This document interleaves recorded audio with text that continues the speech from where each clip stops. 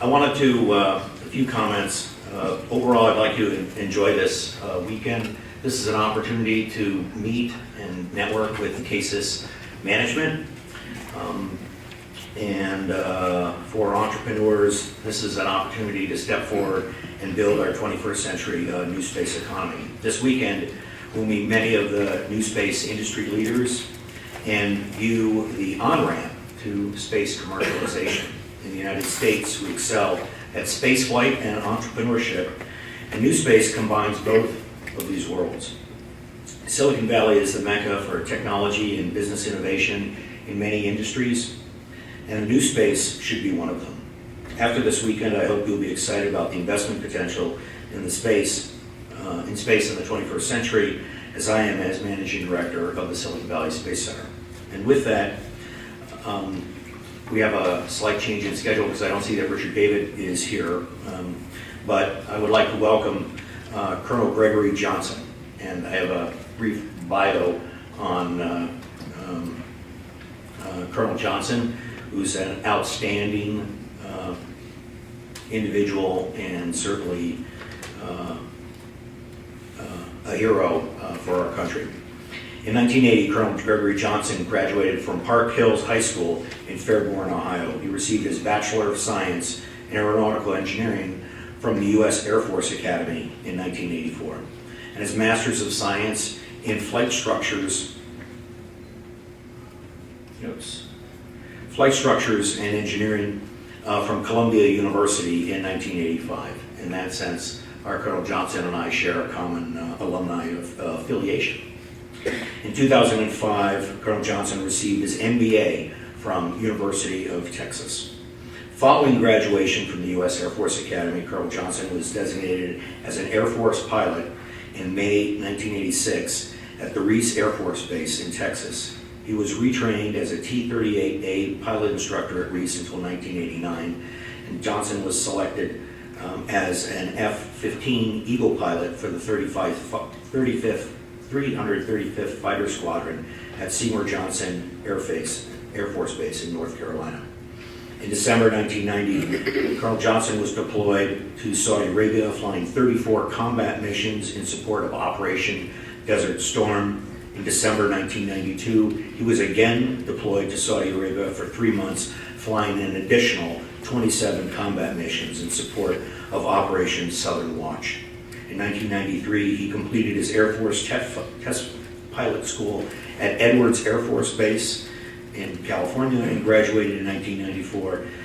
He was assigned to the 445th Flight Test Squadron at Edwards Air Force Base, where he flew and tested F-15s, FN-15Bs, and T-38s. Selected by NASA in 1998, Colonel Johnson reported for training in August. After 2 years of initial astronaut training, Colonel Johnson was assigned to the Shuttle Cockpit Avionics Upgrade Council, redesigning cockpit designs for future shuttle missions.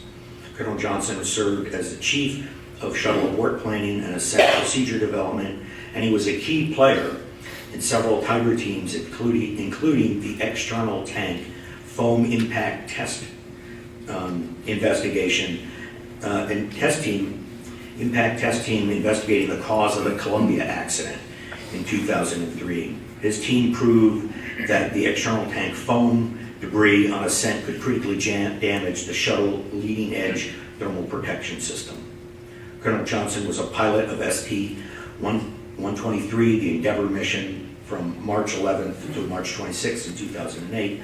The 25th Shuttle Station Assembly Mission. Endeavour's crew delivered the Japanese Experiment Logistics Module pressurized station, the first pressurized component of JAXA's Kibo laboratory, and the final element of the station's mobile servicing system. The mission was accomplished in 250 orbits of the Earth, traveling more than 6 million miles in 15 days, 18 hours, and 10 minutes. Colonel Johnson was a pilot on STS-134 Endeavour, the International Space Station, on May 6th through June 1st of 2011, which was the penultimate mission of NASA's shuttle program.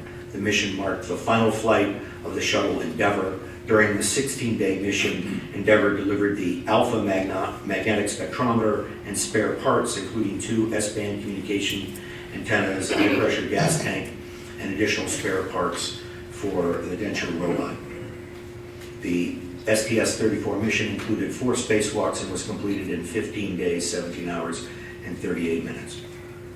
So I especially like the part about the particle accelerator, because that's actually provided phenomenal results on, for anybody that's been following dark matter, on the abundance of positrons.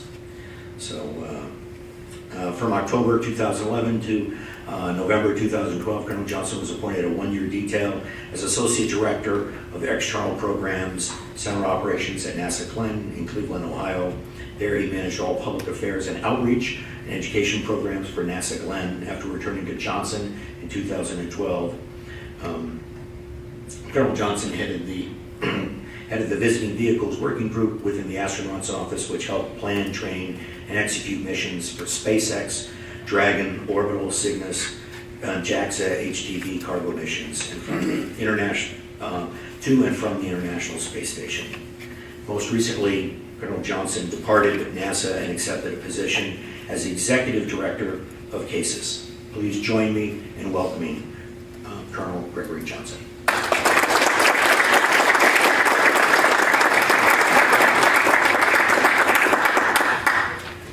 Well, Sean, first thing I'm going to do is talk to I'm going to toss this out at Patrick. I'm just joking, but you got a really long bio, and I appreciate it. Thank you very much. I'm very happy to have a lot of those experiences, but now I can only talk for 2 minutes. I'm sorry. For starters, I'd like to thank the guys from CASIS that are here today. I was given credit from the mayor for putting this thing together. That wasn't my work. That was Justin's work. And Justin is one of our business development guys. And Patrick also helped. He's our marketing communications guy.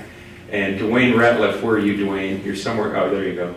He's COO, and he's really been the brains behind this organization for the last 2 years. So with me, I'm the new guy, but I'm the happy guy to be part of this team. But anyway, I joined CASIS just 2 months ago, and as you know, I did work with NASA for 15 years, got the chance to fly a couple shuttle flights. But you know, the 2 years that I've been here with CASIS, or 2 months, I mean, I've been here with CASIS, what I've seen is a team that had a lot of struggles early on, and now they are full of passion, they're full of intellect, they've got some inroads in communication, and they are ready to execute commercial research and utilization of the space station. So with that, I'm really excited to be part of this team, and it was a great next mission for me. I heard because of the sequestration, or I guess the furlough, you were going to have an astronaut speaker later in the presentation today. So I couldn't help but give you a couple of videos. I tell you a little bit about, you know, the bridge from what I used to do to what we're doing now. You know, our nation has partnered with 15 other nations and expended a huge amount of time, money, and effort to build the International Space Station. We dedicated 36 shuttle flights over the last 12 years to put this space station together. $100 billion has been spent on our planet to build the International Space Station. It is a precious resource. It is the only zero-gravity laboratory in our known universe. And so our job is to employ this wonderful laboratory and put it to work. Now NASA, that's the Thunderbird dive. It's pretty. We worked most of the time, but some of the time we took time out for a little fun. I did spend 32 days on orbit, and probably 2 or 3 of them were kind of fun days. Well, they were all fun days, but some were more fun than others. But this is assembly complete, and there's an Endeavour attached to the space station. And you know, NASA uses space station to expand the footprint off our planet, you know, to further human space exploration. And although we get a scientific benefit from the space station through spin-offs and by dedicated science and technological research on the space station, it doesn't do enough to address the commercial aspect of space.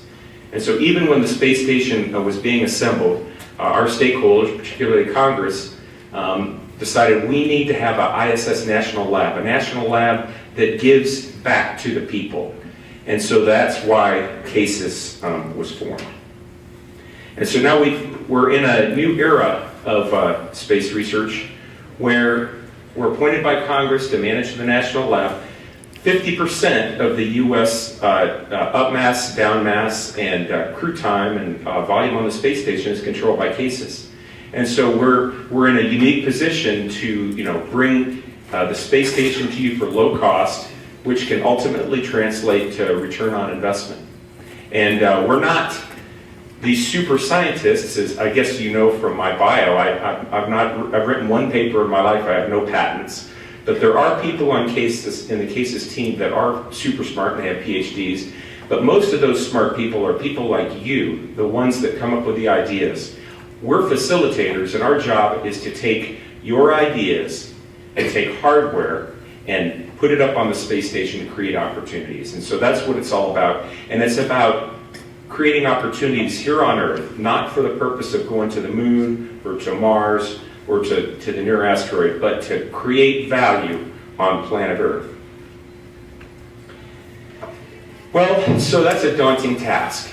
And how do we know it's going to work? Well, it already has in space.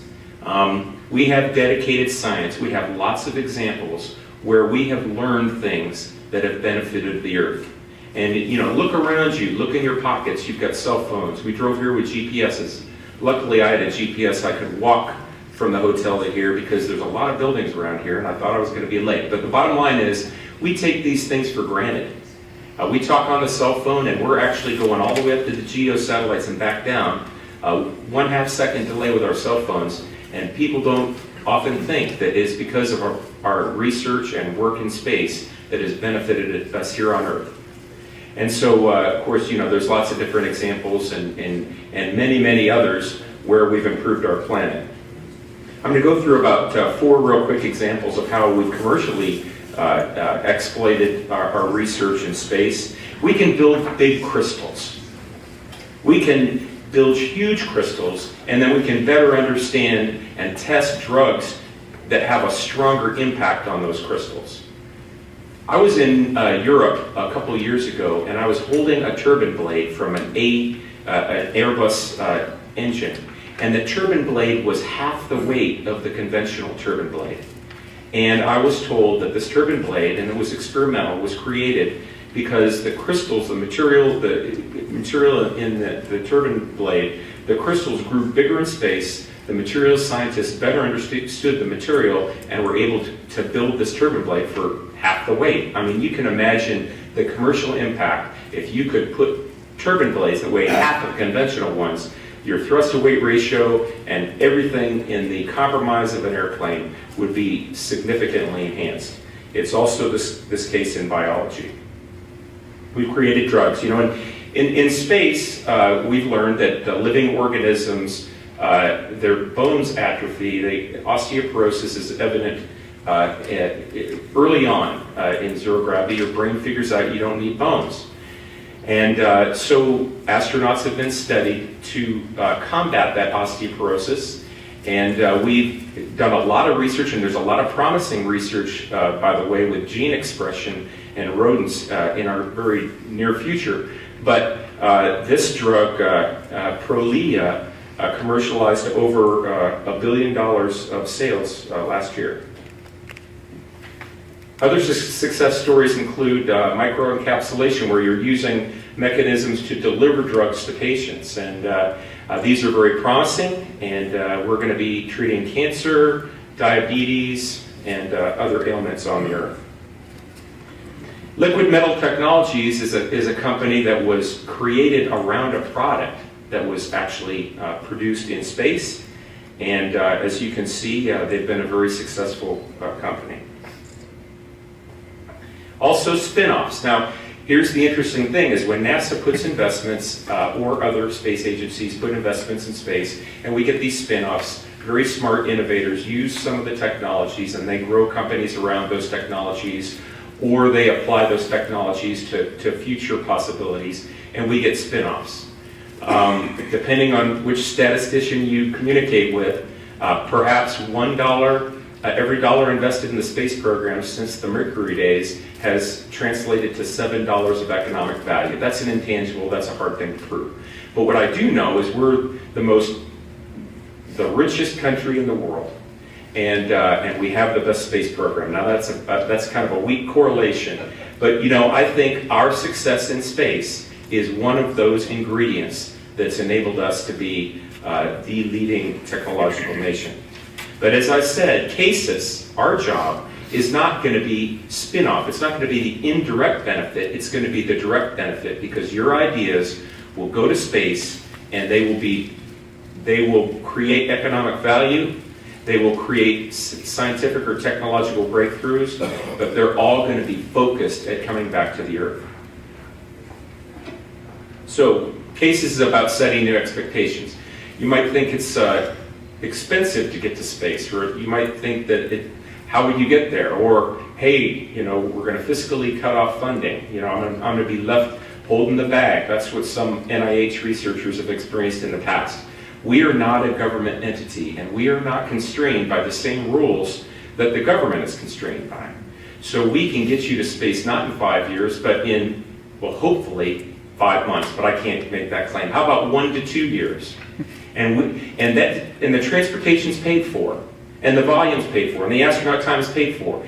It might cost you some skin, but basically the cost of paying the researchers, creating those ideas, maybe some implementation costs, but super, super cheap right now. I mean, this is an emerging market. This is the early stages of opportunity, and it's, frankly, a great deal for innovators to get science in space. So we'll take your idea. Now, there's 3 areas that we hope to exploit on the space station in our one half of the National Lab. That's microgravity. That's taking advantage of the unique vantage point of being 250 miles above the Earth's surface and covering about 90% of our Earth's planet in series of orbits. And then also the extreme conditions. There's capability to experience experiments outside the space station, and those, of course, can impact lots of different technologies, including artwork, by the way. We've learned a lot about restoring artwork because of what we've learned from atomic oxygen interactions up in space. And of course, on the right, you can see a lot of examples of, organizations, entities that have, or even projects that have benefited from space research. Now, at CASIS, over the last 2 years, we put together a pipeline, and this pipeline starts with a proposal initiation, either from our solicited proposals. We put out 4 RFPs. Actually, our latest RFP just came out earlier this week. Or unsolicited proposals, because we think, we've got a lot of smart people attached to CASIS, and we think we know what's going to be fruitful in space. But honestly, there are ideas that we didn't even think about. So we'll accept both proposals that are solicited and unsolicited, and we'll analyze them all through the same process. We initially have an operational checkout, and then we go through a pretty thorough scientific and economic evaluation to eventually put the best projects onto the space station. Here's some of the projects that we've got in the pipeline. Now, we have about 40 projects. A lot of folks think, hey, CASIS, what are you guys doing? Well, we actually got our first sponsored payloads up to orbit just within the last couple of weeks, and of course, our first real payload was software that occurred on the space station about a week prior to that. But this is looking at the microgravity side of the house, and we have PCG, protein crystal growth experiments. We've got fluid physics, we've got dissimilar materials, and all the great names, the Mercks, the Procters and Gambles. We have a really cool coding experiment from Puma Cobra Golf that we're putting up, I think in ARC 1, I believe, ARC 2, I'm told by Patrick. But you'll learn a little bit about the ARCs in a second. But lots of projects in our pipeline that we expect some great results from. The extreme conditions are also being exploited. We've got some computer on module testing up there, and of course we're doing nano testing and solar array testing.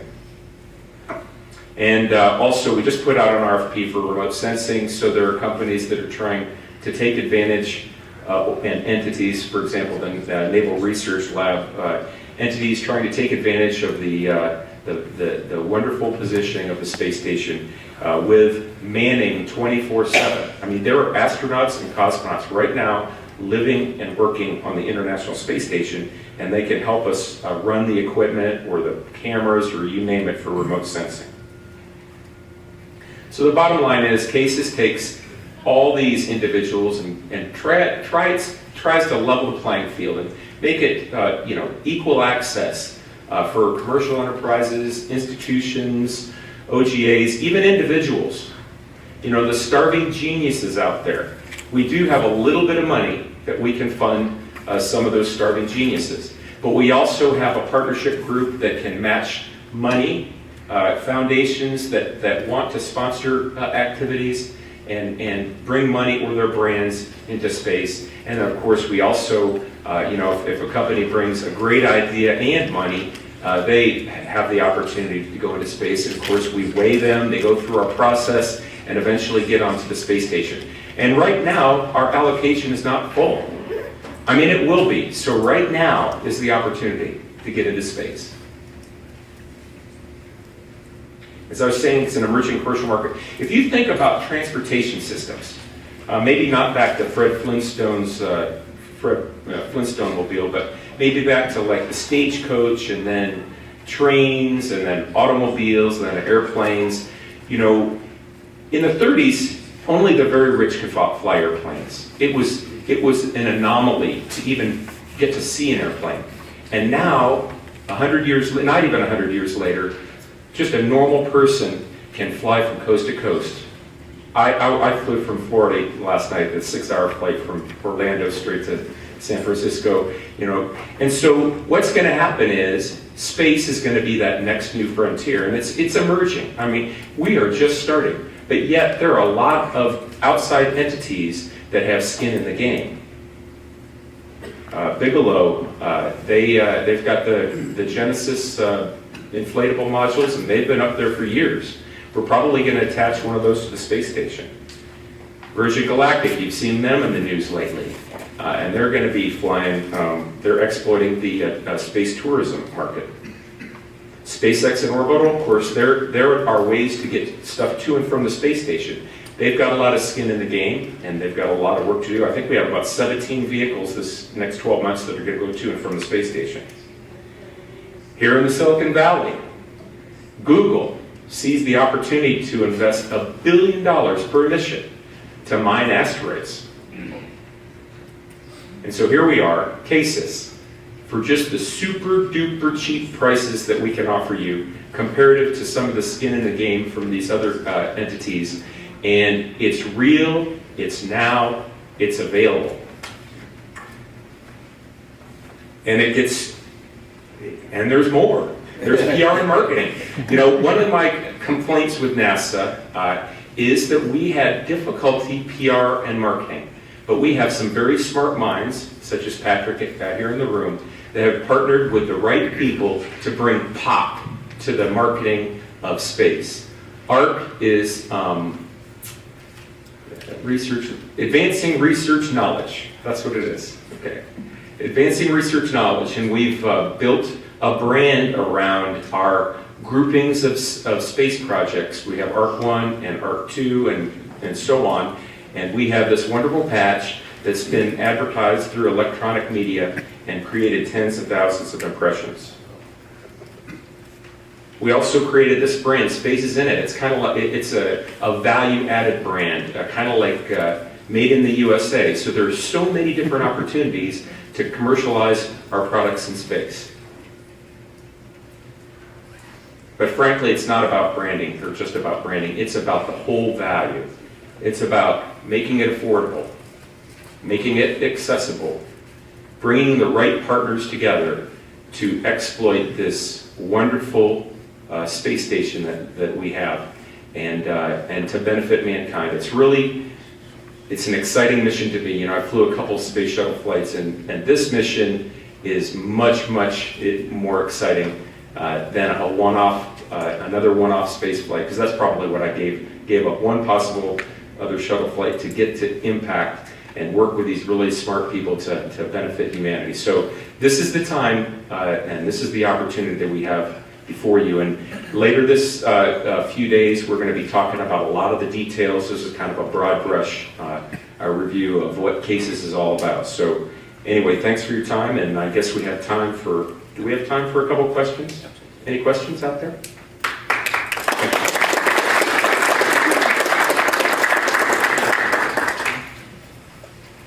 Yes, all the way in the back. What is the intellectual property process and the methodology associated kind of with the program? That's a very good question, and that's something that we're working through. We have a cooperative agreement, and the cooperative agreement kind of establishes the very unusual relationship between the government, NASA and Congress and CASIS and our partners. And originally, intellectual property was a kind of a stumbling block for some of our potential commercial customers, but we've softened the language, and without getting into specifics, I think it's comforting to some of our new big commercial partners. So in that regard, that's about as deep as I think I can get into it. Is Dwayne here, or is he gone now? Because Dwayne knows the exact details, but I wouldn't want to venture. Suffice to say, it's been an issue, and we've been working it. So we're gonna make it work for you. Justin, you have something to say? I can actually speak to that a little bit, because I helped with some of the briefings that we did on the Hill this past summer. And traditionally, NASA has retained language for use of their facilities to be able to claim intellectual property for government or so-called national security issues. However, they recognize that it is a stumbling block to commercial utilization of the station. So NASA Legend Affairs has worked with Congress in the next authorization act to add language to the National Lab authorization that will actually ensure that commercial users retain their own IP. And NASA Legal has given us their word that any users of the National Lab that sign on before that law goes into effect will be grandfathered in, and NASA will not try to take ownership of our users. A great question. Anyone else? Yes, ma'am. So one of my observations was that a lot of the possible customers would be interested in getting their samples back with high frequency. Are you looking into trying to set up customized on-demand sample return system from the ISS? Well, one of the approaches, and we're partnering with NASA on collecting data, is to collect more data that is more generalized than going into the one-off, one specific experiment, one specific piece of hardware, and having one grouping of data coming back down. We're also working at gathering data and getting the data down here without having to fly something back. So that's one of the issues we're working with. So does that answer your question? It's very important because of the limited resource. I expect that right now we've mined some projects in Boston, and we're working some things in Houston. This is our first kind of interaction in the Silicon Valley. We're going to have a lot of projects out there, and there's going to be a management of those projects necessary, and the sharing of information between different entities is going to become increasingly important. Yes.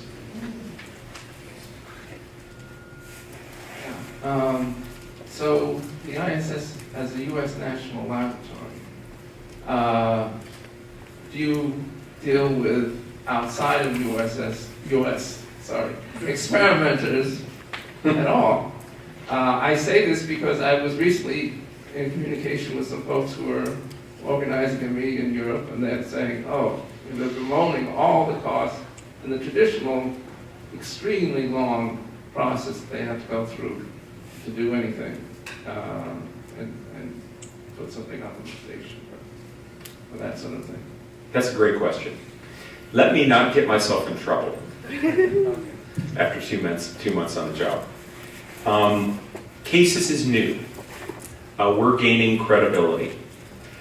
We were formed to benefit the U.S. taxpayer, and we're getting appropriated funds to do that project. But we're challenged to use that small stream of support and grow it into something much bigger. So we'll be able to do things that NASA can't do and commercialize the space station. So as we make ground and we get credibility and our taxpayers realize the benefit from CASIS, and should we graduate to help our neighbors around the world, that would be a reasonable progression. However, I think at this very moment, it's probably a little bit premature for us to, open up an office, CASIS Europe. But that being said, I like what you're thinking. I really like what you're thinking. Can you sort of be a spark towards Europe opening its own analogous? Well, I think that we certainly want to be a model example of what the facilitators might look like. Yes. And so I think as we grow through this process, because we're new, we're learning as we go. This has never been done before. But I think we've made some great inroads in the first 2 years, and I know we've gotten some calls from our European neighbors, but I'm not certain that now is the exact time that we go into that realm. Okay, yes, sir. Could the questioners identify themselves? I certainly will. Richard Gardner, CEO of Zero Gravity Solutions. What will CASIS's role be in the upcoming debate on Capitol Hill about ISS life extension through 2028? So I view our role as like right in the middle of the fight. Had a meeting a couple weeks ago with John Shannon and his team. Of course, they're the Boeing guys who manage the ISS, the operation of the ISS. And they and we and many people probably in this room and around the country and around the world have a vested interest to extend the space station. And as people like you, if you give us a trophy, give us a, maybe not cure of cancer, but give us a significant product, a significant innovation that we can brag about. Science, economic value. Make some money in space, because this is a precious resource. And like you said, if we don't use it, it's a short-term thing if we don't use it, right? This is 2013, we're talking 7 years. But I fully expect that we're going to extend it to 2028, and I think that already we've got, projects on the boards that are going to be that are going to prove to be fruitful, and we'll be able to make that argument. But I view CASIS as right in the middle of that. I think our success is ultimately Boeing's success and the station's success. A couple more questions, and I think we're out of time. Yes, sir? Al Gomez, San Jose State.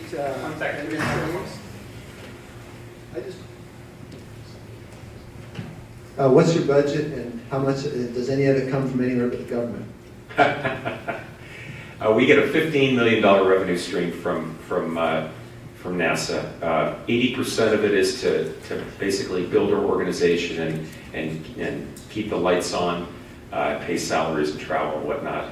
And we have a small grant budget of $3 million per year.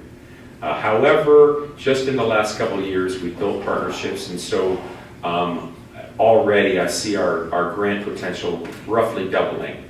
And just like any other nonprofit, when you first start up, a lot of your expenses come from just building the infrastructure. But we're hoping that the ratio is going to be much better than 50-50, and even maybe 30% infrastructure and 70% granting once we can build those partnerships that we're frankly trying to do right here in the Silicon Valley. By the way, I was going to harass my guys. None of my guys have ties on. I'm the only one with a tie on. So I'm a little bit upset with them. I should have known you come to Silicon Valley, it's more casual here. I don't have to be stodgy and wear a tie. Come on. Okay, anyway. But it is California, and the Midwest sucks. Yes. Okay, final question. So to tie back to my earlier. I guess I question- didn't answer your question. Are you going to put me on the spot? Are you No, going to shoot me down on my very last? No, actually, I wanted to maybe look at it from a different perspective, given the question about extending lifetime of ISS beyond 2020. So what I was thinking is there value in looking what are unique things that we can manufacture on orbit and return them to Earth? So not only data, but products that can be manufactured uniquely in microgravity on orbit. And that requires an on-demand customized return from orbit. And if we identify such applications and such a system, then the fact that ISS needs to be there becomes obvious. I see where you're getting.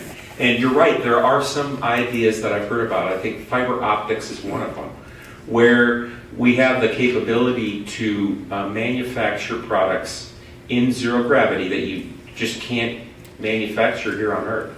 I think there's some nanotechnology as well. When you take gravity out of the equation, it's amazing the sorts of things that you can do. Many of you are the scientific researchers and the innovators out there, or the investors, but when you take gravity out of the equation, many physical processes change, and they sometimes become simpler. You can learn about the roots in a plant much by taking gravity out of the equation, because there's no gravity, and roots are partly programmed, plants are partly programmed by the existence of gravity. Spiders, you should see the webs that spiders make when you put them in zero gravity initially. Ignition, the way that a match looks when you light it. Ignition in space looks more like a dandelion head. And so there are so many possibilities. I mean, the only limit to these possibilities is our minds. So this is a great emerging market. It's a great opportunity for everybody in the country to take part in the research on the International Space Station. And I see Sean is standing here. I'm out of time, but we're going to have 3 days of wonderful discussion, and so I look forward to those. Thank you.